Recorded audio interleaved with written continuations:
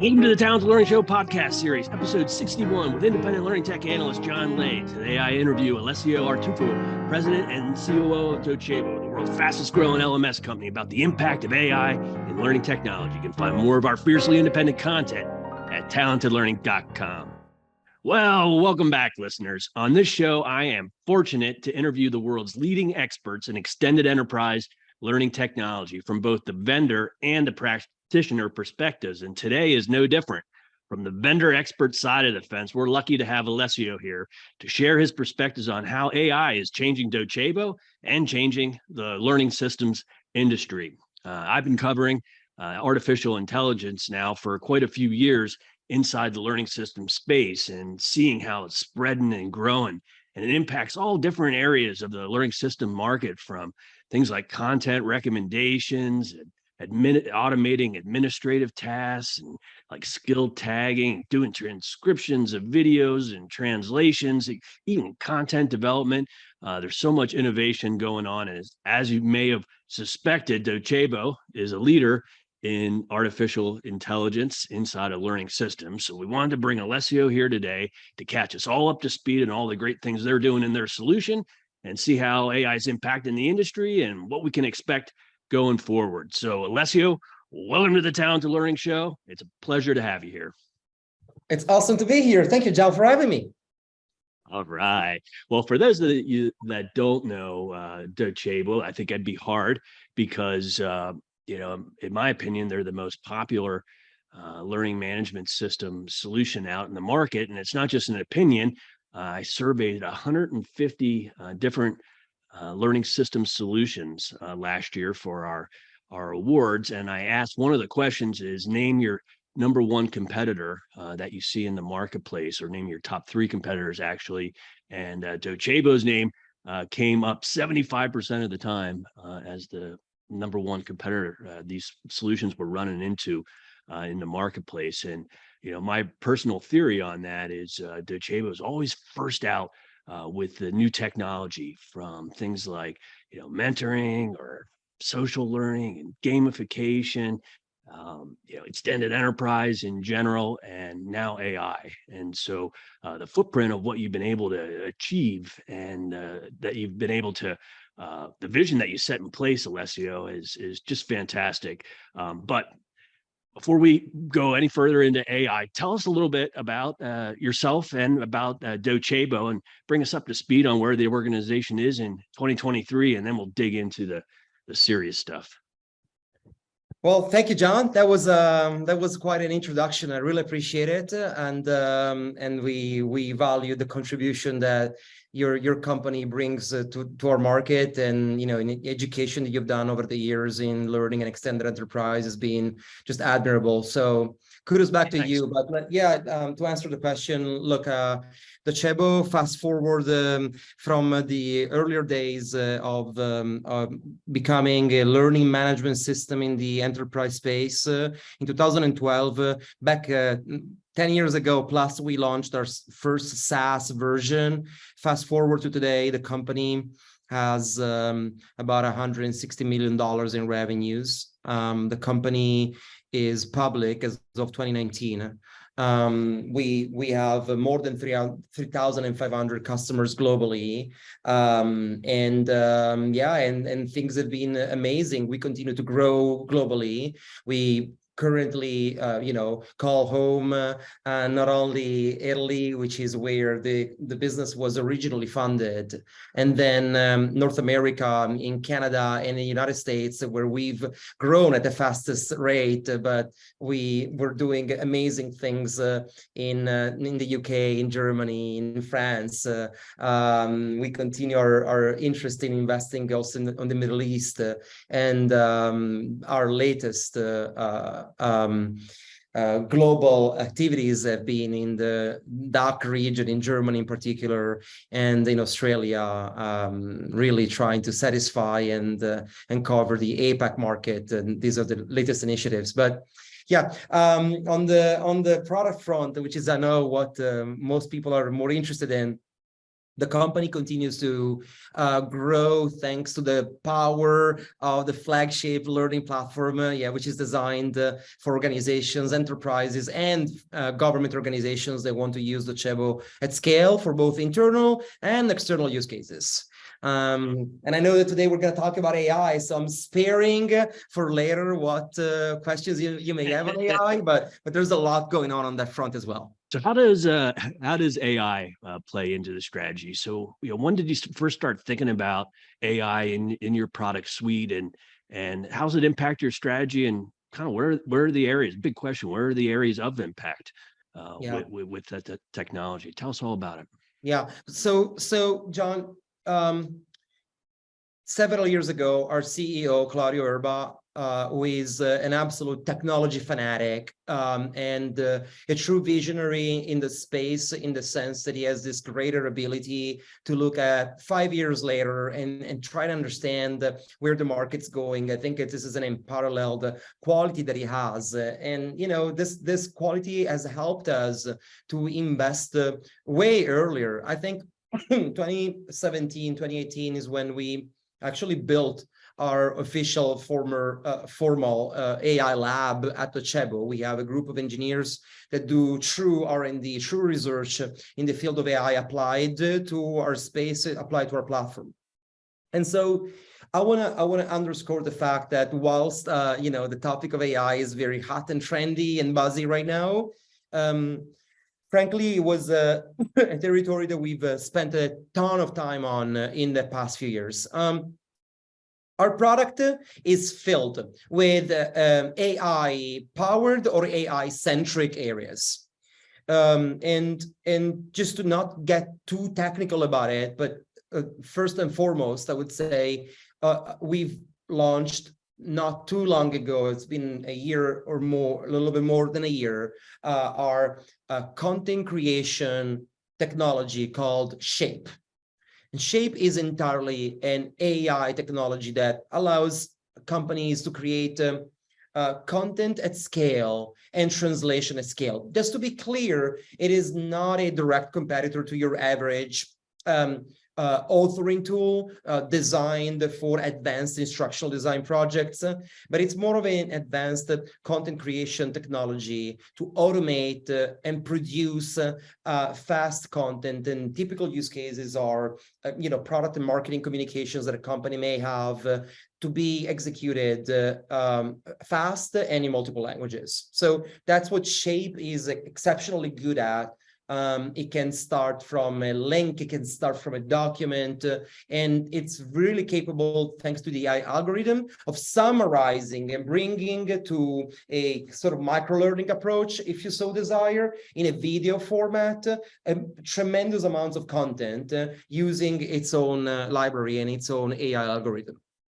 Shape is I would say in its early stage of maturity, and we have a perspective that the world of content will evolve tremendously. And as we think about Shape in the future, we can see immediate adjacency to other fields of learning, such as coaching, virtual coaching, simulations, and in all of it, there's a lot of reutilization and leverage for technologies like GPT. So I would say that the journey that we've embarked on years ago with Shape and beyond is just going to get more investments on our side, because we believe tremendously in the power of the AI technology and how it should improve the user experience. Mm-hmm. One thing as well, Shape is not the only area of presence of AI in our product. We currently have AI pervasive in our search capabilities. Our search will essentially work on the basis of transcript generation. And so even with videos, the AI will transcode the video, the text from an actual video, and be able to allow for search within audio that is transcribed in the backend by AI algorithms. That's useful. In addition to that, to improve workflows, we're automating content to skills mapping, as well as the content tagging categorization, which is a very hefty and tedious task when you have hundreds, if not thousands, of learning objects to categorize against certain skill set and competencies. Having the AI engine remove 70 to 80% of the job and allowing you to curate 20% of the job, it's a tremendous gain in productivity. Wow. Wow. Wow. So for content creation, that's all cool areas of impact. Let's dig into a couple of them real quick. So for content creation, tell me what like the end piece of content. So say I gave you a URL to to a I don't know, a 60-minute webinar recording, that we did at Talented Learning. What would the end content look like? How would it? What would it do? Yeah, so it would look for those elements that are critical in the content to convey the fundamental message and summarize that content in a format that is extremely pleasant from a look and feel standpoint, delivered more in the form of a video, and do that in a way that allows you within seconds, and I mean seconds, to translate the content in many languages. Additionally, it would allow you to distribute that content in e-learning trackable distributable formats like XAPI. And so the content not only is quick to create and produce, but it's easy to distribute across multiple platforms, whether it's Docebo or others. Wow. Wow. Impressive. Impressive. And you mentioned earlier about ChatGPT. Why don't you expand on that? Probably hard to find somebody that doesn't know what that is. Over the last 90 days, it went from nowhere on my feed to, Sure. I don't know, about 200 articles a day. But give us an overview of what that is and how do you think that's going to impact your strategy or the industry in general? Sure. Yeah. No, listen. We've been following the evolution of GPT in its various phases from way earlier days of the current buzz and the current trend. And so, listen, here's an example of how ChatGPT plus Shape could potentially play out. You say you prompt ChatGPT to write a short article on a particular topic, all right? And the AI will generate an article in seconds. Now, you can review the AI output to fact check, tweak, polish the language, and then you can feed the content into the Docebo Shape and define the output length. So the Docebo Shape, what it would do is to create an engaging deck in just a few minutes. You would review the deck and then use Shape AI to create audio voiceover for the deck to increase accessibility. And to translate the deck into multiple languages. I would say GPT opens up additional avenues that are not just in the area of summarization, which is what our algorithms are used for now, but it can be used, again, like I said before, for improved auto tagging. And in the area of simulation management, we've seen some really interesting technology powered by GPT that allows for very smart simulation and smart coaching that can leverage, millions of data points live by just having me interact with an interface that has all this knowledge and that can be very, very helpful in the context of live training in a more simulation driven manner. But, this is something more that pertains to the vision as opposed to the now, but we have a vision for the future, and we believe GPT belongs to those categories. Mm-hmm. Well, speaking of vision, 3 years from now, where's all this going? You've shed some good light on where content and content authoring can be going. What about some of the other areas? How do you see the shape in the industry, and how's that impacting your strategy? Like, where's it all going? Yeah, well, everybody's in the adoption of technologies like GPT, OpenAI initiatives, BARD. There's no doubt that they are going to affect not only our industry, but broadly the technology space and beyond. I think worthy saying in our space intended as the e-learning space,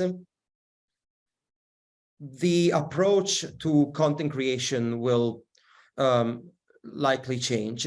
That this technology makes it easier.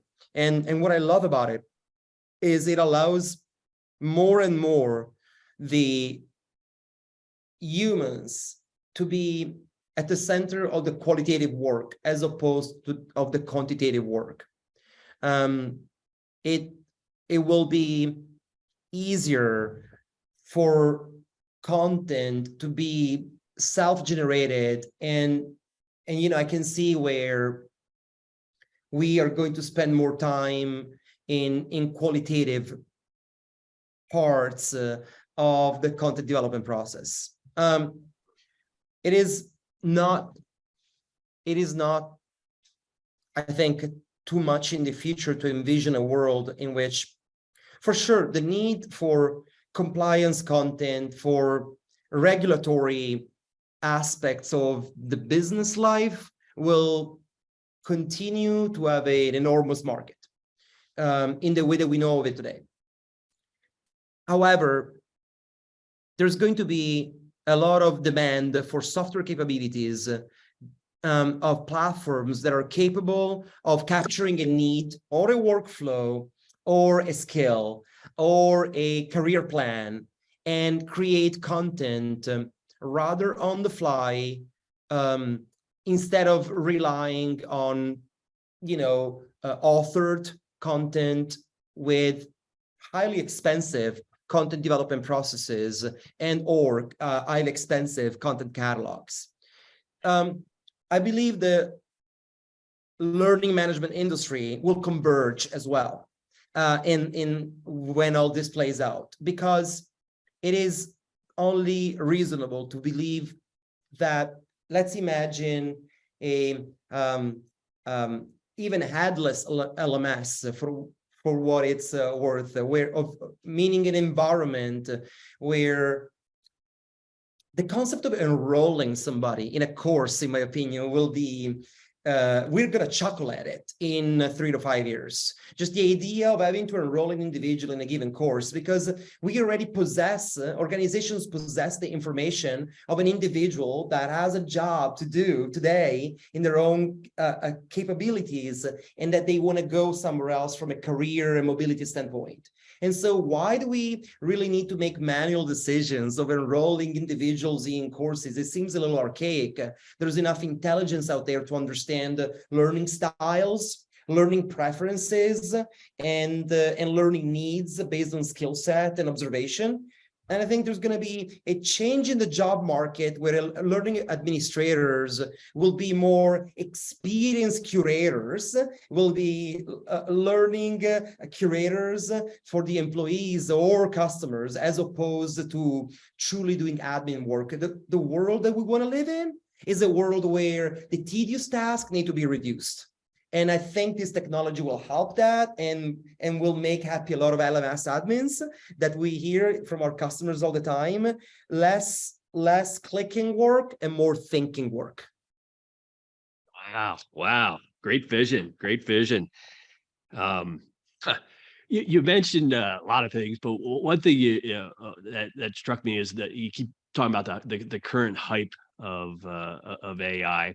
Mm-hmm. How is it to a point yet where buying organizations can quantify or measure the result of this? Is that something that's possible yet, or is it still too much in the hype phase? But I'd love to get these new technologies down to actual profitability or some metric that you can measure. What are your thoughts on that? Yeah. I think it depends on, the complexity of the technology that is utilizing and leveraging AI. And I would say it also depends on the jobs to be done, or, the goals to accomplish. For sure, when you're talking about enterprise complex workflows, there's a lot of factors into play. If you think about even a simple workflow of spinning up a class for a cohort of users in a enterprise, large company, there's a lot of steps that happen there.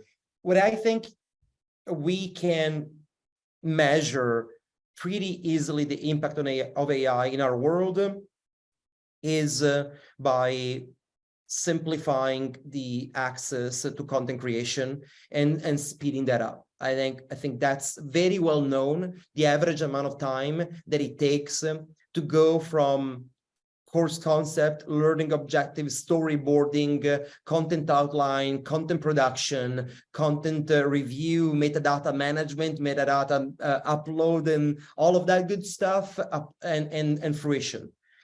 These are months-long processes. And I think businesses that are in that specific field are going to be able to gain a tremendous advantage by using that technology in the proper way. In our world, the way we think about it is in terms of workflow time reduction. And so, how do we enable customers to do same things better and again in a way more automated manner? What we do today, just for clarity, for every time in Docebo somebody is using AI, we can track how much the AI impacted the decisions of the end user. In other words, imagine that you're spinning up a piece of content in the Docebo shape and you're adjusting and deleting certain things or adding new things. We're gonna take that into account, and the algorithm becomes smarter by learning from those end users' behavior and reducing the time in the future that it would take to doing that same action from that individual. And this is because AI continually iterates on behaviors and data, and that iteration, the more it's being used, that's why people say, the more the data, the more the smart is going to be impacting workflow reductions and improve the products and the perception that the customers have of those products. So I think in general we're a little early, but early is relative at the speed in which everything happens today. Because I think, it's early, but months early, not years early. That is my view. Wow. That's probably, that was a very astute way of looking at it. It's just workflow time reduction is the easiest way to get to measurement right now. How long is it taking you to do the task, and how long is it taking you to do the task now? And there's your ROI to put it exactly together. Right. So yeah, that's that pretty much simplifies it into something that I think most people can get their arms around.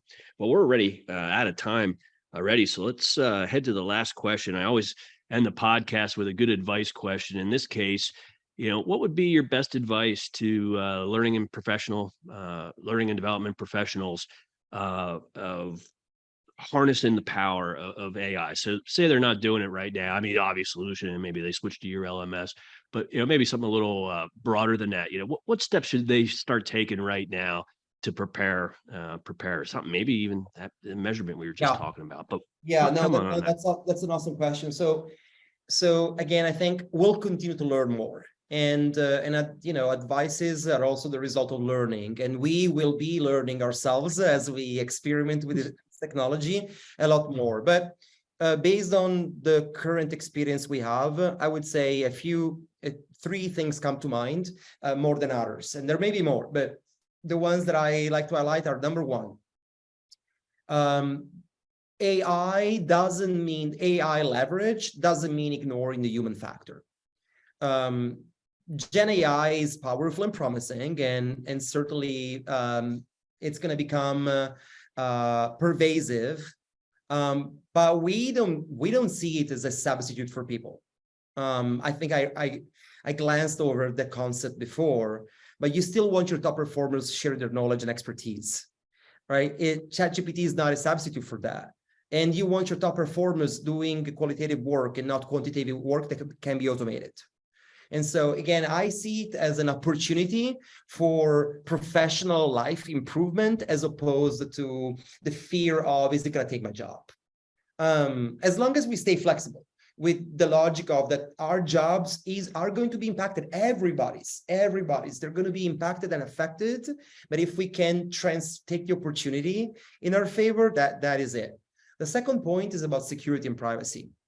I think we're already seeing a trend that we have tracked it for a while of companies wanting to know what the heck happens with the AI decisions that are made in the platform. Are you using my data? Are you sharing it with others? Are you doing statistical analysis? Is this concerning for me? Should I be worried? And so, listen, I don't know what others are doing or will do, but the position we've taken, and we've spoken about this publicly in our latest earnings calls, we're actually building an AI control panel. What that allows organizations to do is to make granular decisions in the way AI-generated data is going to be treated. You can opt in and opt out of it. You can actually have your own, we call it vault, meaning data sets of AI that are specific to your company, where the algorithm operates only to the behaviors of your company, as opposed to blending the data with other companies. And I just feel like in an enterprise space, this is going to be critical for companies to understand. I think chief information security officers are going to be all over it, along with legal teams. And so we're preparing ourselves to what we believe is going to be a trend. There's going to be literature over this, probably a lot of legal aspects to consider. And, we're building technology to scale that. And, the last thing I will say is everybody is focused on the obvious use cases: writing, image generation, coding, recommendations. We do that too. One thing I would say is think of AI also for the potential to go beyond these immediately obvious options, but even thinking about helping with diversity, equity, and inclusion. AI is now going to have, we'll see, hopefully is going to help us to remove unconscious bias, for example. Think about that applied in the world of ATS, of applicant tracking systems, and in the world of recruiting, and in the world of performance management. It will help in learning, tailor learning experiences to people's individual levels of introversion, for example, tech savviness, skill set. It can effectively help create efficiencies where the human eye may have a bias towards. And so I like to emphasize that. Wow, sage advice. Alessio Artuffo, president and COO of Docebo. That's interesting advice there. Focus on the people. You're going to have to start thinking about your security as an organization and what's important to you, and be prepared to think out of the box, because we've just barely scratched the surface of the impact that's going to be inside of learning and talent and performance platforms going forward. So, Alessio, thank you very much for stopping by. I've been wanting to have you on the show for a long time, and it's great to finally have you here. It was an interesting discussion, and I really appreciate it. Thank you. Appreciate you, John. Thank you for having me. Awesome. Outstanding. And listeners, thanks for tuning in to another episode of the Talented Learning Show. You can find more of our fiercely independent content at talentedlearning.com. And of course, you can find more information about Docebo at docebo.com. Have a great day, everyone. We'll see you on the next.